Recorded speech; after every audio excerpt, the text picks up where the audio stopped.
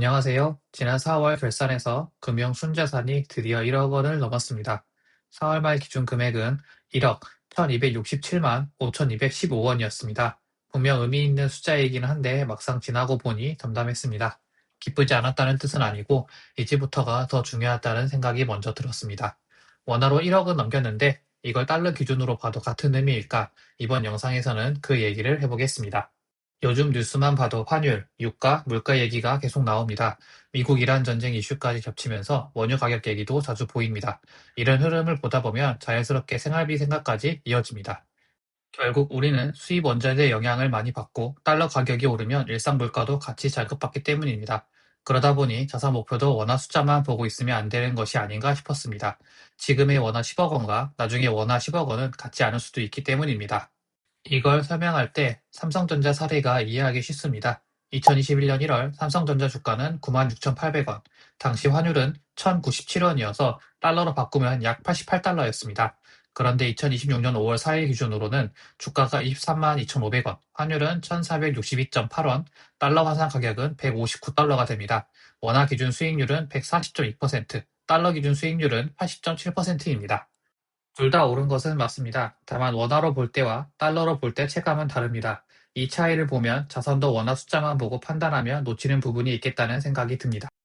최저임금도 비슷한 흐름을 보여줍니다. 2018년 최저임금은 7,530원, 달러로는 6.84달러였습니다. 2025년 최저임금은 일반 30원까지 올랐는데 달러로 환산하면 7.07달러입니다.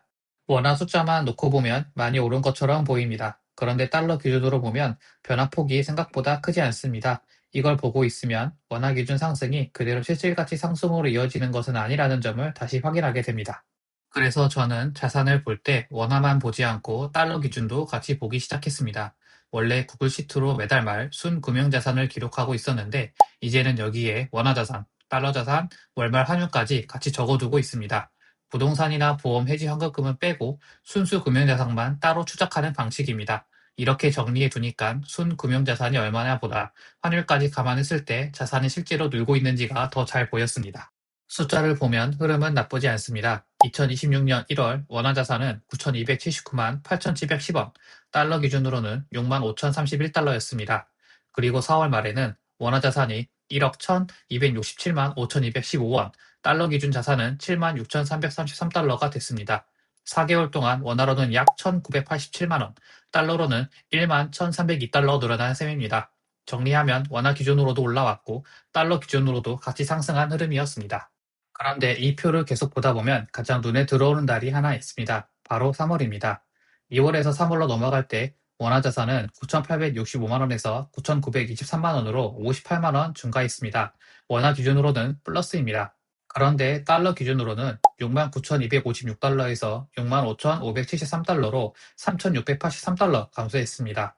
이때 환율이 1,424원에서 1,513원으로 뛰었기 때문입니다. 원화 숫자만 보면 버틴 달인데 달러 기준으로 보면 뒤로 밀린 달이었던 것입니다. 이 구간을 보고 나니까 확실히 느껴졌습니다. 원화 자산이 늘었다는 이유만으로 안심하면 안 되겠다는 생각이 들었습니다. 환율이 더 빠르게 올라가면 체감 자산은 쉽게 밀릴 수 있기 때문입니다.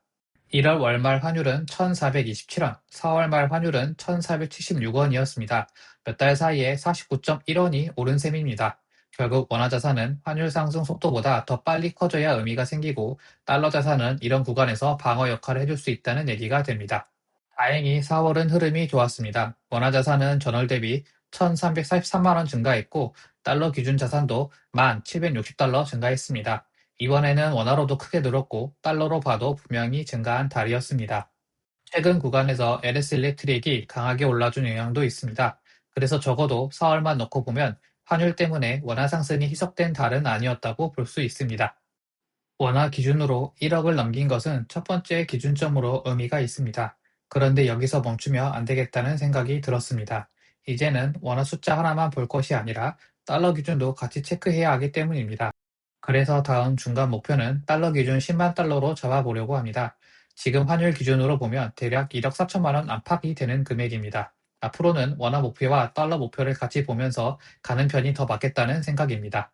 결국 이번 영상에서 하고 싶은 말은 하나입니다. 원화로 1억을 넘긴 것은 끝이 아니라 시작이고 이제는 달러 기준으로도 자산을 같이 봐야 한다는 것입니다. 3월처럼 원화로는 늘었는데 달러로는 줄어드는 달도 있었고 4월처럼 둘 다 함께 늘어나는 달도 있었습니다. 이 차이를 직접 보고 나니까 자산을 보는 기준도 바꿔야겠다는 생각이 더 분명해졌습니다. 그래서 이제부터는 원화 기준 목표만 보지 않고 달러 기준 목표도 같이 가져가려고 합니다. 원화 숫자도 중요하지만 결국 지키고 싶은 것은 자산의 실질 가치이기 때문입니다. 1억을 넘긴 지금부터가 더 중요하다고 생각합니다. 앞으로도 숫자만 보지 않고 환율과 물가까지 같이 체크하면서 조금 더 현실적인 기준으로 자산을 관리해 보겠습니다. 도움이 되셨다면 좋아요, 알림 설정, 구독 부탁드립니다.